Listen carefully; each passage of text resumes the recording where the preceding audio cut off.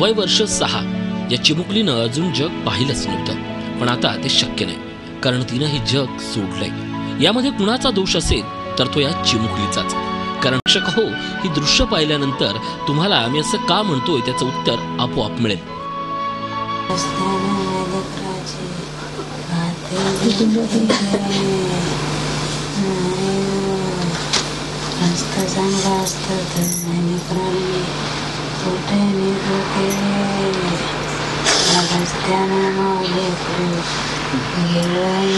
ओढ्यात ते उभी टेम्पो फसला, तिथून समोर दुसरं ट्रॅक्टर येईपर्यंत त्याला काढीपर्यंत बराच टाईम झाला।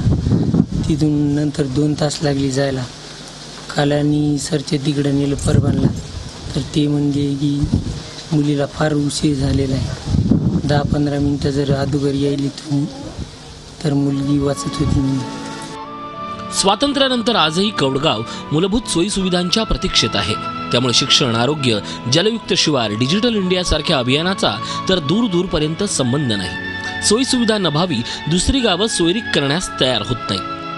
डिलिव्हरी जर करायची असली, एक तर मुलगा दगावतो, नसता ती बाई दगावती, जाता येत नाही, येता येत नाही, एवढी रोडची अडचण आहे। रस्त्याला जर चिखल जर पाहिला तर टोंगळे एकाला चिखल राहतो। 15 ऑगस्टपर्यंत याच्यावर काही जर त्यानं पावलं उचलले नाही तर आम्ही आता शासनाकडे म्हणजे कलेक्टर ऑफिसला जे निवेदन दिलेलं आहे, आत्मदहनाचा, सार्वजनिक आत्मदहनाचा इशारा दिलेला आहे आणि आम्ही 15 ऑगस्टला सार्वजनिक आत्मदहन करणार आहोत। रस्त्याअभावी अनेक महिला रस्त्यातच प्रसूत होतात, तर अनेकांचा उपचाराअभावी जीव जातो।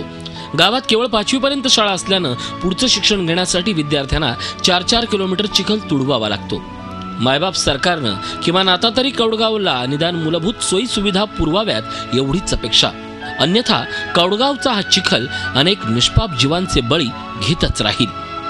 Gajanan Deshmukh, Zee media, Parbhani. Zee 24 तास रहा एक पाऊल पुढे।